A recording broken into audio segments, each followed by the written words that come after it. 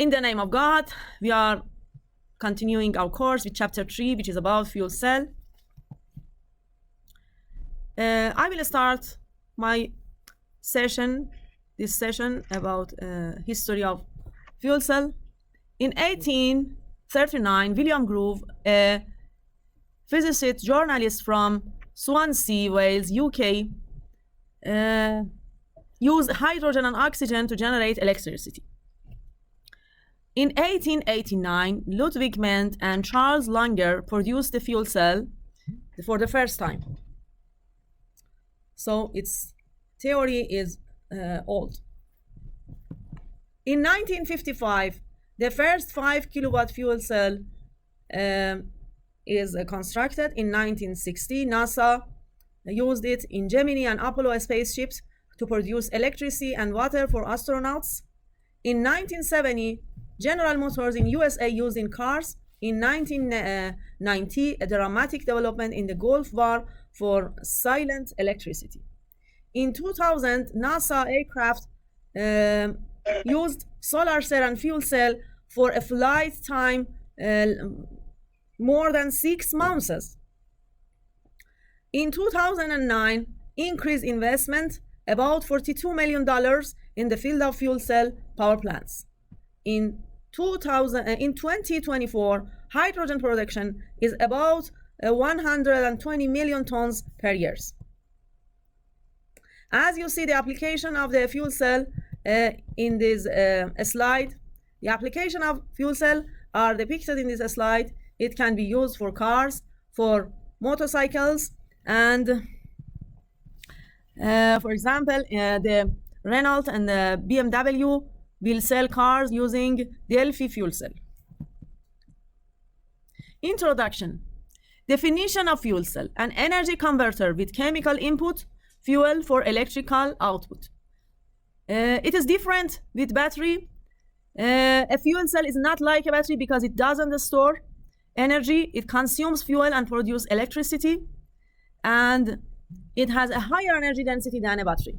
It is a plus for fuel cell, and the first one is a disadvantage for fuel cell. And similarity, both of them produce DC power at the output, and the fuel cell in this characteristic is like a battery. You see in this slide at the basis of operation.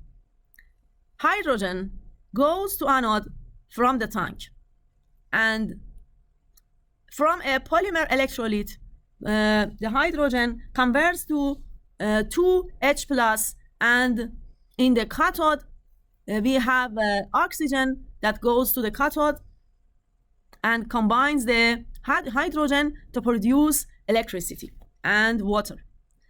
We have two reactions. In anode, H2 converts to 2H plus plus 2 electrons, and in cathode we have half oxygen plus 2H plus plus 2 electrons that converts to water, H2O, which is a cathode reaction.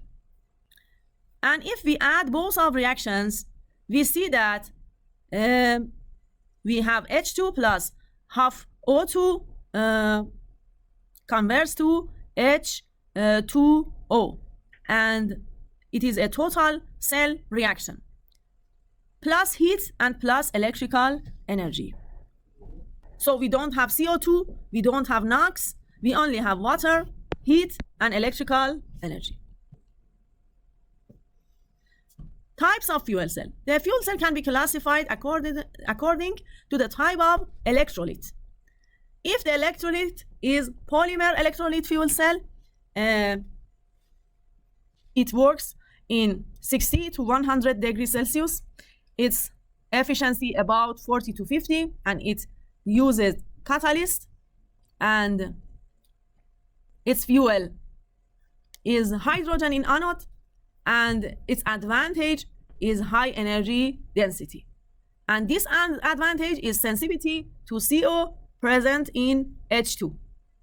In alkaline fuel cell, which is another type of fuel cell, the efficiency is slightly higher, and it uses hydrogen with high efficiency, and it is also sensitive to carbon monoxide in H2 and impure air plus corrosion, and it is very expensive. We also have phosphoric acid fuel cell, direct methanol fuel cell, molten carbonate fuel cell, and solid oxide fuel cell, which you can see that this type of fuel cell, for example, in molten carbonate, it's use a fuel other than H2. It use methanol in the anode. It is has high efficiency and economic, but the operating temperature is high, about 600 to 6500, and its efficiency is also acceptable, about 50 to 60% of efficiency. It is also have high efficiency and economic, but disadvantage, it can poison sulfur, it can have sulfur poisoning, corrosion, and electrolytic instability. And the last one is solid oxide fuel cell, which is working in very high temperatures, about 800 to 1100 degrees Celsius, and don't need catalyst. In this slide, you see the application of the fuel cell in different industries. For portable electronic equipment, we can use AFC, DMFC, and PEMFC.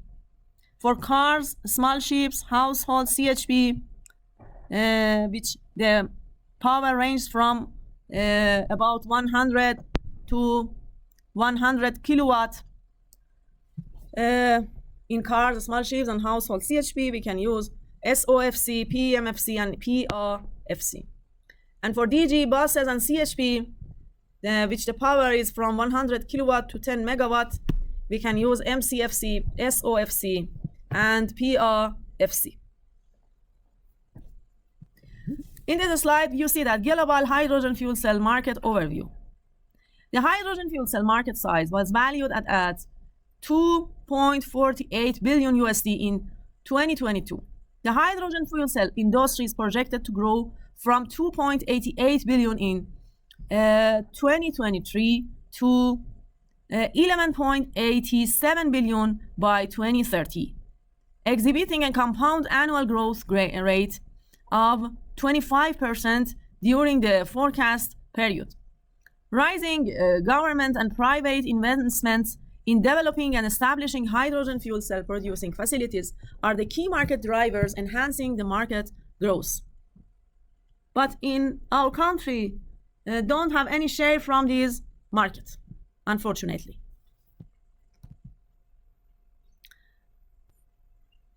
In Purdue University, which is a very high-ranked university in USA, they have a design of fresh water production.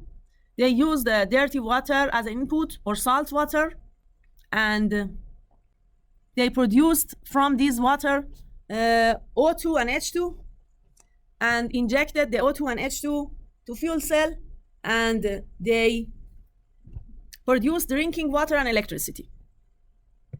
As you see in these designs, in Purdue University plant in Indiana, USA, they produce fresh water by fuel cell. As an input, we have dirty water or salt water that we can convert the water through electrolysis to O2 and H2. And as an input, we have O2 and H2 to the fuel cell. And in the output of the fuel cell, we have drinking water and electricity. And also microbial fuel cell, which uses the organic waste plus microorganisms to produce electrical energy with 15% of efficiency. Microbial plant can be used as a fuel cell. As you see, a plant can produce energy, produce organic matter through photosynthesis. Plants produce organic matter through photosynthesis. 70% through the roots of soil absorption. Bacteria near the roots break down organic materials and decompose, and the electron is released. The electrode near the bacteria absorbs electrons. It is very interesting that we can use plants for producing electricity. But this kind of production of energy is not commercial yet. The advantages of fuel cell is that it has high efficiency. In power generation, we see that the efficiency eta is between 40 and 70. And if we use the CHP, combined heat and power generation, with using of output heat at the exhaust of the fuel cell, we can reach to the efficiency of 90%. And convenient system tuning, we can change the power in the output of the fuel cell by entry and exit of the fuel cell stack. Because it is modular, we can have different combinations of these modules to produce different amounts of energy. Environmentally friendly, it's produce water in the output. In some cases that uses, for example, methanol as fuel, we see that NOx and CO and very low sulfur in the output. It is silent and can be installed at home, but it is expensive. Fuel flexibility is another advantage of the fuel cell.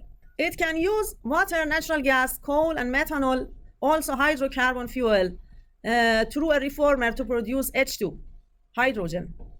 Advantages of using fuel cell.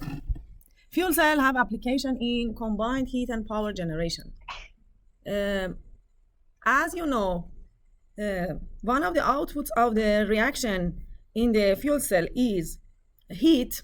This heat can be used as a source of energy like we see in gas turbine. Another advantage is that fuel cell doesn't have any moving parts. So maintenance cost will be low, only replacing air filter every 5 years. And it is silent. So it is very suitable for residential applications. Another advantage is portable and lightweight. So it can be used for home application and mobile applications. And other advantages of DG is also can be considered for the fuel cells. So environmental pollution of fuel cells is near zero. And in most cases, there is heat and water at the output, excluding electricity. Therefore, they are the best method to tackle the air pollution and global warming disasters. This matter will be discussed more in this chapter. In impassable or remote areas where telecommunication stations are installed, sometimes it is very difficult to provide. In impassable or remote areas where telecommunication stations are installed, sometimes it is very difficult to provide power for them via transmission lines. Also, diesel generators need monthly maintenance and cannot provide electricity for a long time, so they are not suitable for these places. Whereas fuel cells with good features in these places can generate enough power for the telecommunication stations. In addition, the output of a fuel cell is DC, so it can be injected to the telecommunication station as they need a DC voltage, except in lighting usage. Also, in lighting usage, we have lights that are working with DC current. Their redundancy is considerable. A power capacity can be expanded by adding another fuel cell unit, while it does not need interruption of other units. So we can have modules of fuel cells. And we can enter to the circuit and get out of the circuit one of them, for example, to have the enough power for our purposes.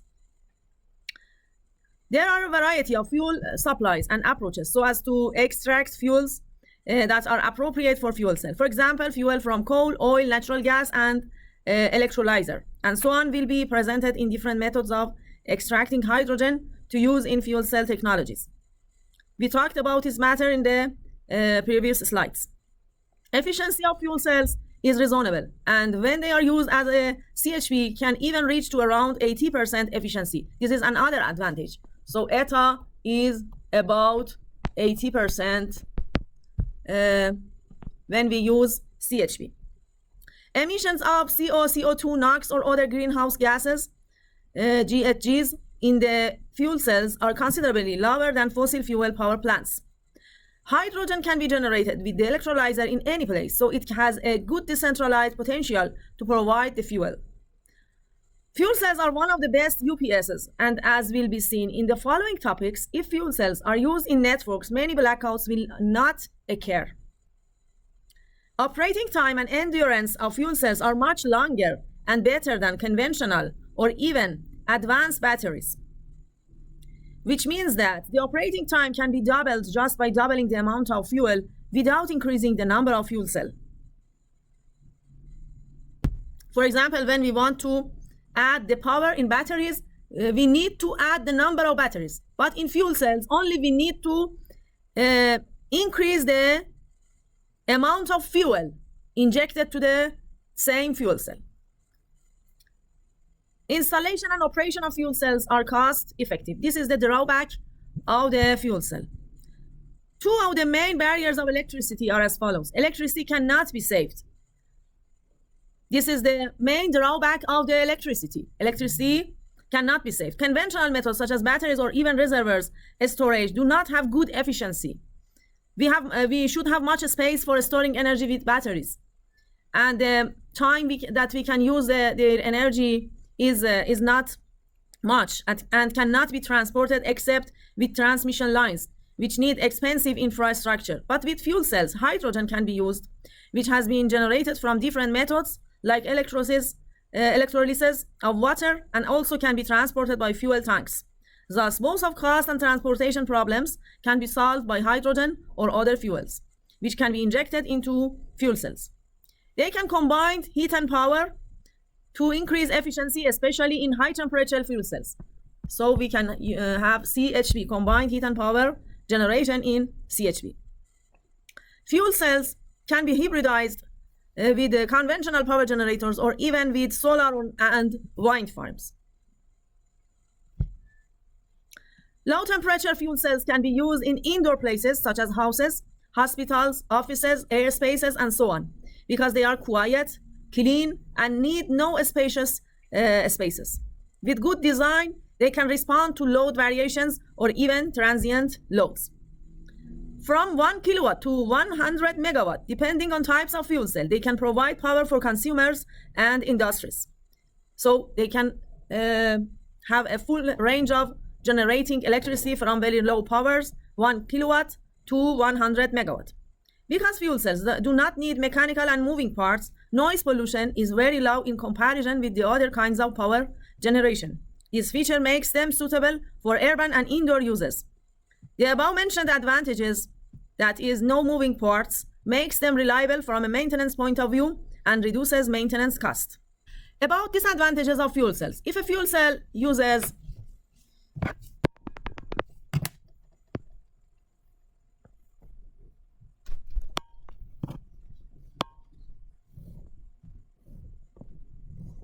So we want to talk about these advantages. If a fuel cell uses a fuel excluding hydrogen, the efficiency of the fuel cell will be reduced because of electrolyte decomposition and catalyst poisoning. Sensitivity of different types of fuel cells is not equal. For instance, an AFC and a SOFC have a maximum and minimum sensitivity to other fuels excluding hydrogen, respectively. You can see this point in this table.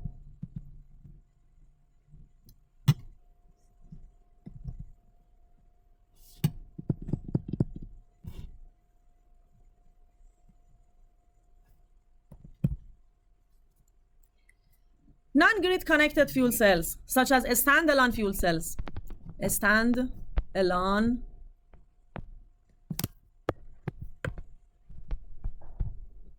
fuel cell, can be used as backup generators and play a strong role in safety and reliability of systems. In comparison with conventional UPS, fuel cells are lighter, cleaner, smaller, and they have a better durability and can respond to the interruption and load change quicker.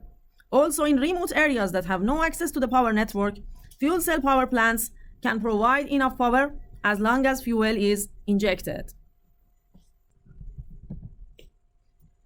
Fuel cell model. A stack of fuel cells combination of n series fuel cells. We focus on polymer type. Other types are similar. In the steady state model, we have V fuel cell as the output voltage of a fuel cell. Voltage of fuel cell, VFC, equals inerst minus V act minus V con minus VO, which in the above equation, inerst is the open circuit voltage in lossless mode. V act is the activation voltage drop in anode and cathode electrodes. V con is the voltage drop caused by reducing the concentration of reactants. And V ohm is the voltage drop caused by the ohmic resistance of the electrolyte against the passage of ions and resistance of the connections. Inerts can be calculated by the following equation, which is not in our field of working. Students with the major of chemistry go through these equations, and we may only use these equations for simulations. As you see, the voltage of open circuit is related to the pressure of hydrogen and pressure of oxygen, and also to the temperature, and others are constants. These are variables: temperature, pressure of oxygen, pressure of hydrogen, and the others are constant. V act is also calculated by the following equation. It is also a function of temperature and oxygen concentration on the surface of the catalyst, and the operating point of current. The other are constant coefficients.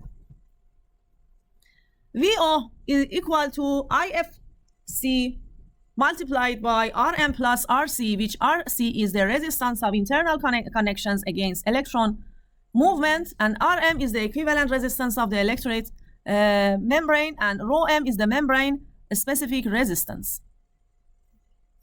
Rm is the membrane specific resistance. No, ρm. Ρm is the membrane specific resistance, and Rm is can be calculated by ρm multiplied by L over A. And L is the membrane thickness, and A is effective cell area. ρm can also be calculated by this equation. V con can also be calculated by the following equation, which is related to the actual cell current density, J, and J max is the current density at which fuel consumption is maximum. J max is between half or 1.5 ampere over cubic centimeter. So fuel cell performance is affected by temperature, relative pressure, gas composition of reactants, and current density. In the dynamic model, we see the double layer phenomena. In the p-n junction, at the junction of the empty area, it can create a potential difference. An electric field we have here. In fuel cell, the movement of electrons into the electrolyte, movement of ions into the electrolyte, we have both of these movements, electrons and ions. So we have a voltage for potential difference between electrode and electrolyte, and this voltage is equal V con, which is the mass transfer voltage, plus V act, which is the activation voltage. In the permanent mode, we have V fuel cell as inerts minus V act minus V con minus VO. In dynamic mode, we can write VO as IFC RO. So it is assumed that V is equal to V act plus V con. So we can replace V act plus V con by V. And the passing current IFC that model the double layer phenomena has an ohmic and capacitive component. IFC can be written as C dV over dt plus V over Ra. The Ra is the nonlinear resistance of a steady state is obtained from the following relationship. Ra is equal to V over IFC. V act plus V con. Yes, this is V over IFC. In this, the equivalent circuit that we use in our simulation is as inerst as a source of open for open circuit voltage, a resistance of Ro and a capacitor and a resistance Ra. The time constants RAC created by the drop in activation voltage and density. So the only thing that an electrical engineer should know about the fuel cell, to model the fuel cell in his simulation, is what you see in this slide. Other details are not in the specialty of the electrical engineers. Only chemical engineers go through to the previous formulas. We don't need to go through that formulas. We only use the result which is summarized in this figure. The time constant of a fuel cell is from 5 milliseconds to 50 seconds, which shows that is very slow against the time constant of the power system.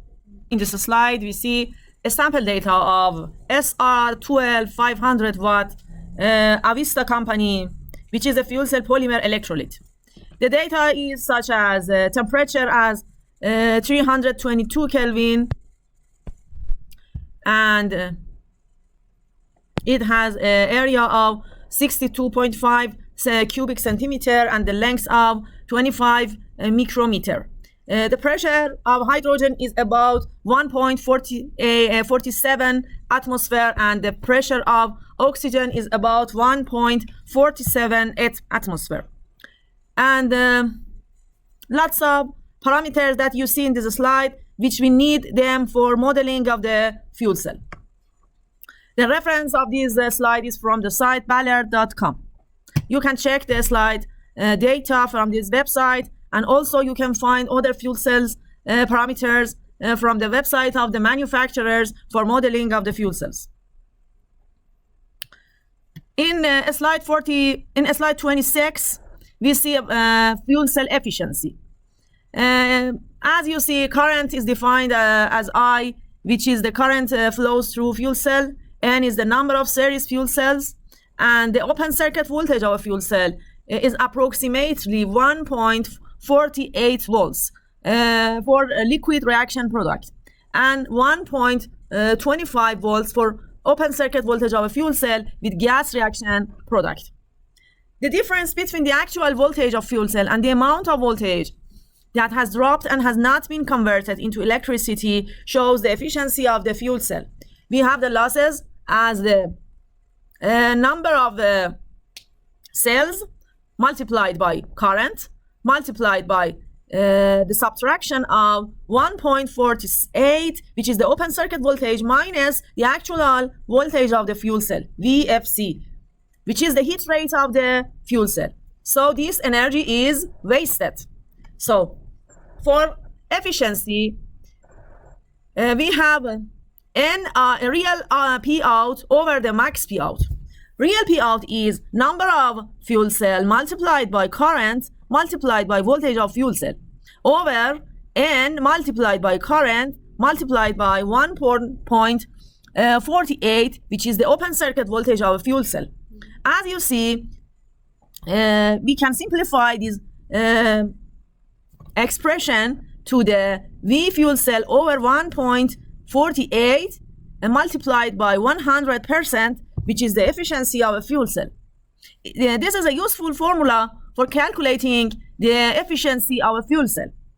As you see, the higher the voltage of the fuel cell, we have the higher efficiency. In practice, all of fuel is not consumed. So we have another expression for the efficiency of the fuel that is reacted in fuel cell. We have mass of fuel reacted in fuel cell over mass of fuel input to fuel cell, which is another coefficient for efficiency of fuel. And if we multiply the efficiency of fuel to the efficiency of the voltage, we will have the overall efficiency of the fuel cell, which is mu R multiplied by VFC over 1.48 multiplied 100%.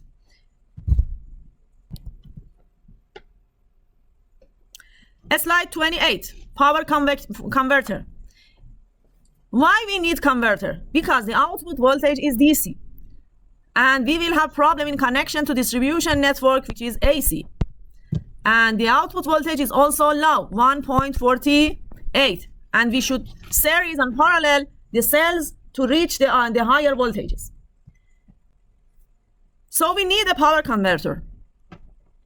If we have a separate load and we don't want to connect the fuel cell to the network, we also should reach the voltage to the standard voltage, which is 230 AC voltage, or in the DC system is 48 or 24 or 12.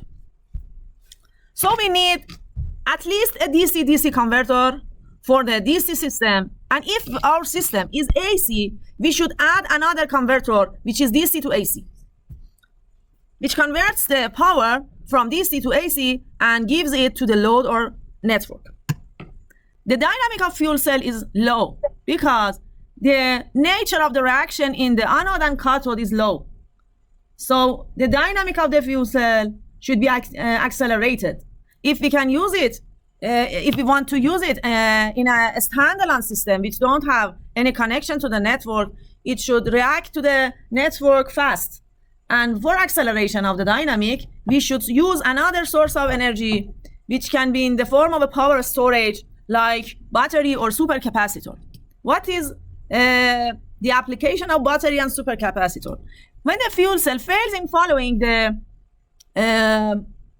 load in the network, the battery and supercapacitor help the system to cover the fast dynamics in the network. For example, we enter a heavy load to our system, which is separated from the network. If we only have a fuel cell, we cannot follow the load. But if we have battery, in the first seconds, battery will cover the system and the energy of the battery will be used by the load.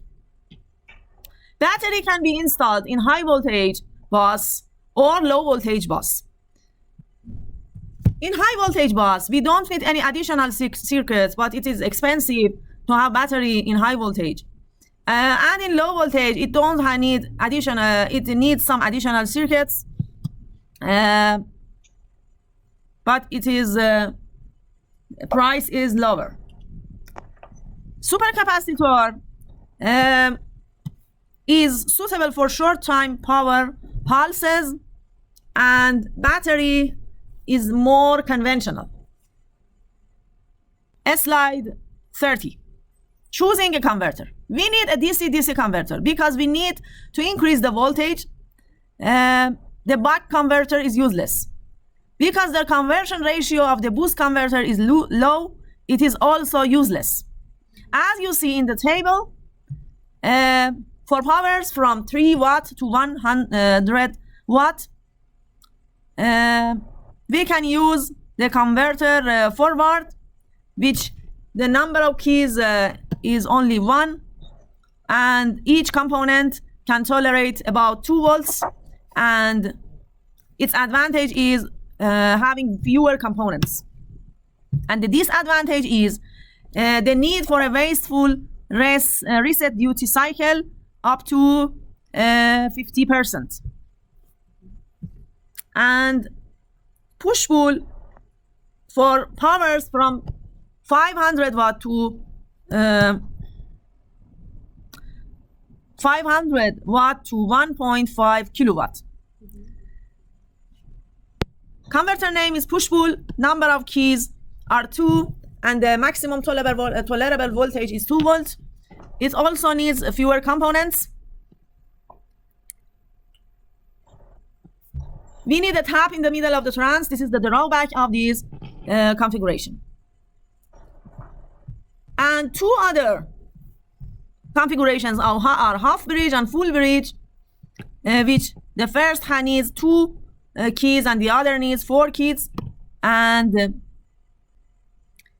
the tolerable voltage of component is about 1 volt, and it has the possibility of soft keying. So the right choice is the full bridge DC-DC converter. As you see the topology, we have the fuel cell, we have a capacitor here and an inductor for limiting the current. We have 4 switches here and a transformer, and also we have rectifying diodes in the output and a filter which is LC, and here is the load. In a full bridge converter, the transformer plays a crucial role in stepping up or stepping down the voltage. Depending on the application, it isolates the input and output sides electrically, allowing for voltage conversion while providing safety and reducing noise interference. We have a filter calculation in this slide. We have a current ripple, about 20%. About 20% is desirable, and we have delta V, which we can avoid these ripples by calculating the exact amount of the L and C, which is calculated by the following formulas. So we have a current ripple and a voltage ripple, and we can calculate L and C to limit the ripple of the current and voltage. CF about 1 millifarad is appropriate for this application.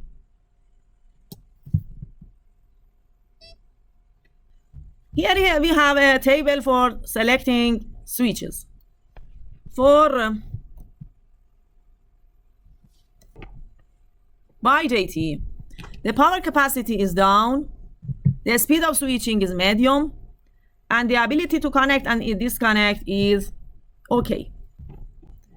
For MOSFET, power capacity is down, switching speed is fast, and the ability to connect and disconnect is okay. IGBT, capacity is medium, switching speed is medium, the ability to connect and disconnect is okay. GTO, power capacity is high, switching speed is slow, the ability to connect and disconnect is okay. And SCR has high power capacity, a slow switching speed, and it doesn't have the ability to connect and disconnect. So the best choice for having high switching frequency and low power range plus low voltage that we have in fuel cell, so we don't need large powers because the voltage is low, is MOSFET. And in DC-AC converter, the best choice for medium switching, here is translation is corrupted, it should be switching. I will correct in the next session. For DC-AC converter, our choice should be IGBT. For DC-AC converter, because we have average power capacity and medium speed of switching, we can choose IGBT for our switch. You see the topology of a DC-AC converter. We have 6 switches and 6 diodes, 2 switches for every phase and 2 diodes for every phase, and we will have the AC power in the output. we have a three-phase load here, which is connected as a star, and here is the null. In this slide number 36, we have the switching diagram for the converter, DC-AC converter. The method is 6-pulse method, and we will have the AC power in the output.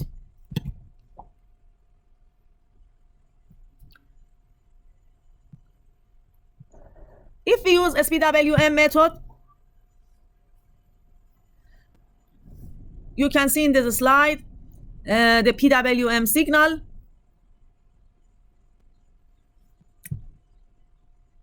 Which can convert the output to a very smooth sine pulse voltage in the output. With higher switching frequency, we will have high frequency harmonic generation, and the losses in the switching will be higher.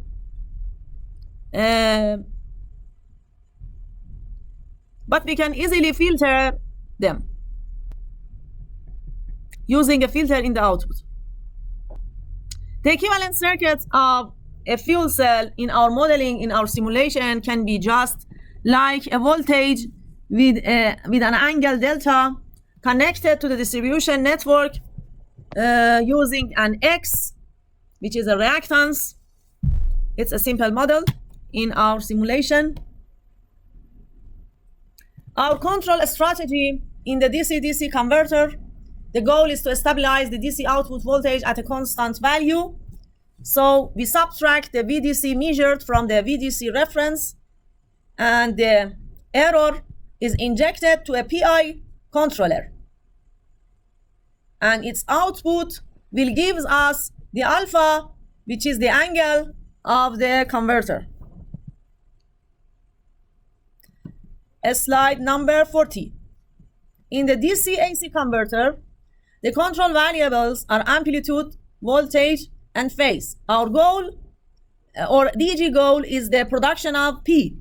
Our possible strategies are PQ control when we connected to the network, PV control when we connected to the grid. Both of them are equal, grid or network, and VF control in separate mode from the network.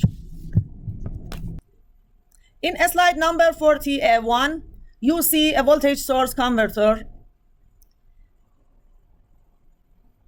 of the fuel cell. Here is our fuel cell. The power that flows from this line to this bus of the network, which load is connected to this bus, can be calculated by the formula that you maybe have seen in your previous courses, like machine 3 or other courses. VI Vj over x sine delta, and Q is VI Vj cosine delta minus Vj squared over xt. This is a universal formula for every bus, every two buses, that energy flows between them. It is not only for fuel cell. For every bus that is connected, a source of power, to the network, we have this formula. In PQ strategy, our control loop is two loops, one for P, another for Q. Subtract the P measured with P reference, and the error is injected to a PI controller, which in the output gives us the delta of the voltage source converter. And we can subtract the Q measured from the Q reference, which can give us an error, which is injected to the PI controller, which gives us M, which is the parameter for controlling the voltage of the voltage source converter. In PV strategy, in this case, the goal is to generate P and stabilize the voltage of a specific bus, Vj. And in this case, the P control loop is the same as before, which was V control loop. So we will have two control loop, one for P, another for V. P is the same as before, and V is like this. We subtract the Vj measured minus Vj reference, which leads the error for us, and we inject the error to a controller Pi, and it will give us the Q, which is the reactive power. But the reactive power has a limitation, a minimum and a maximum. We cannot control it without any restrict. So in the output, we can control the voltage of the voltage source converter. And the last slide of this session is the slide 44. We can control the voltage and frequency. We should control voltage and frequency when we don't have any connection to the network, or we are separate. We have a separate load. So the voltage and frequency of our small grid, we have a small grid from the network. Here is the network. We don't have any connection between them, so we should control the voltage and frequency ourselves with our converter. After generation of the power with fuel cell, we will control the voltage and frequency of the fuel cell to have a stability in voltage and frequency of a small grid. So the load voltage should be controlled. Also the frequency should be controlled, and the loops of the control for voltage and frequency will be the same as before. You see in this slide 43, 42, and 41 with the same control loop, which was PI control. In this session, we want to solve an example in the context of fuel cell. Calculating the number of series and parallel stacks of a fuel cell is the subject of this example. We have a figure that illustrates a fuel cell system that is connected to the utility grid, where it is needed that the fuel cell units provide 480 kilowatts of power. Our purpose in this example is evaluating the number of fuel cell units and the number of fuel cell stacks that are needed to be connected in series and parallel to compose each fuel cell array to meet the desired power. In this system, there is a boost converter with VDC output equals 480 and 0.55 duty cycle. Converter DC output voltage is determined by the inverter AC output voltage and the voltage drop of the inductor capacitor. Fuel cells need power electronic devices to interface to grid networks.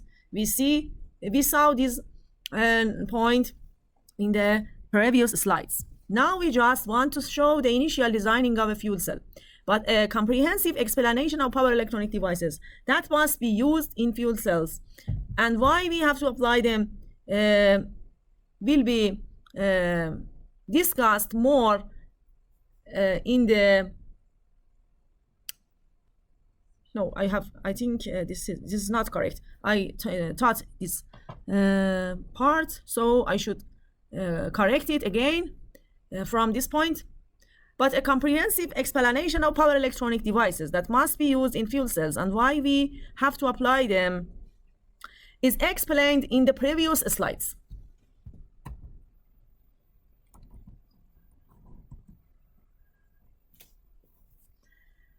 You see the block diagram of a fuel cell in a distributed generation system.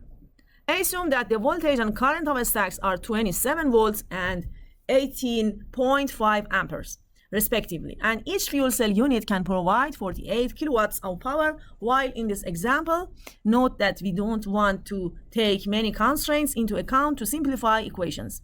Fuel cell units must generate 480 kilowatts, where the power of each one is 48 kilowatt. So the fuel cell power plant comprises 10 48 kilowatt units that are connected in parallel, which means that 10 boost converters are needed. So we need 480 kilowatts total power. Every fuel cell has the power of 48, so we need 10 fuel cells in parallel. And we need 10 boost converter.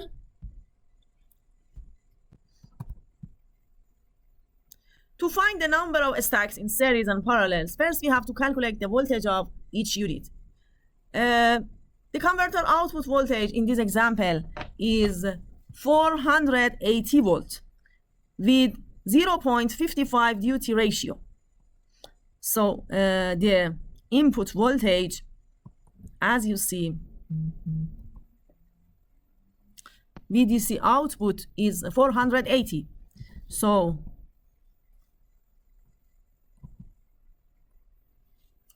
we want to calculate the output voltage of the converter. We have the input voltage as 480. So we can calculate the Vout as 1 minus D multiplied by 480, which is 216 volts. Therefore, the converter input voltage or the output of each fuel cell is 216 volts. Now the output current of each unit is evaluated by the following equation with ignoring their losses. The power of each fuel cell, as we said, is 48 kilowatts. So here we have 48 kilowatts divided by the voltage, which is 216. So the current of each fuel cell is about 200 amperes. The voltage of output voltage of fuel cell unit is 216. And the voltage of each fuel cell is 27. So we can divide 216 to 27 volts for every fuel cell, and we need 8 fuel cells in series. We can calculate the current of each, as we now have the total current of fuel cells, which is 200, about 200. And we know that the current of every fuel cell is 18.5. We can calculate the number of parallel fuel cells. NP is calculated by IFC 222 divided by 18.5. We need 12 fuel cells in parallel. The power of each fuel cell is calculated by 18.5 multiplied by 27, which is 0.5 kilowatt, a half kilowatt. So the number of parallel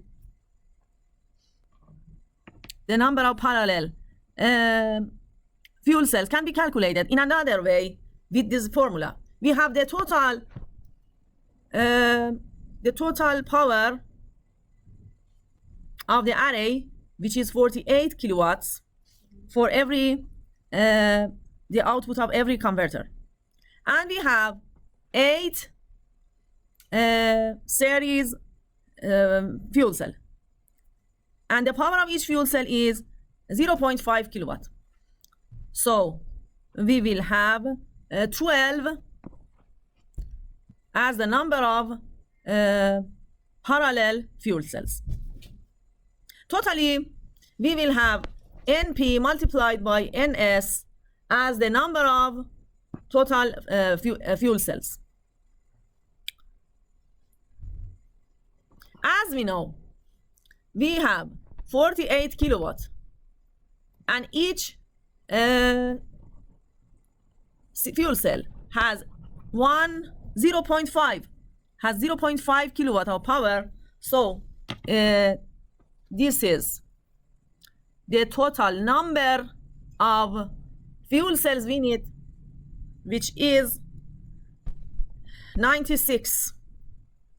As we have 8 fuel cells in series, so we divide 96 by 8 and we will have 12 number of parallel fuel cells. So In other words, each fuel cell unit is comprised of 12 parallel branches with 8 series 0.5 kilowatt stacks per branch. The current can be obtained from the following equation, which is the integral of J ds, or I is equal to J multiplied by A, where J is the current density, ampere per square meter, which is the fuel cell area. So with increasing the fuel cell area, the current of the fuel cell can be increased. As will be explained in this example, V cell is related to several parameters. The maximum theoretical potential of the cell is 1.299 volt, which is called ideal voltage. But in reality, V cell is around 0.6 to 0.7 volts. The cell power is equal to V cell multiplied by I cell. So we have to evaluate the parameters that limit the value of voltage, because if we increase this value, the power will increase. However, we cannot increase the value of current and voltage as we wish based on PI and VI polarization curves because of the nature of the fuel cell. Thanks for your attention. Chapter 3 of distributed generation is finished.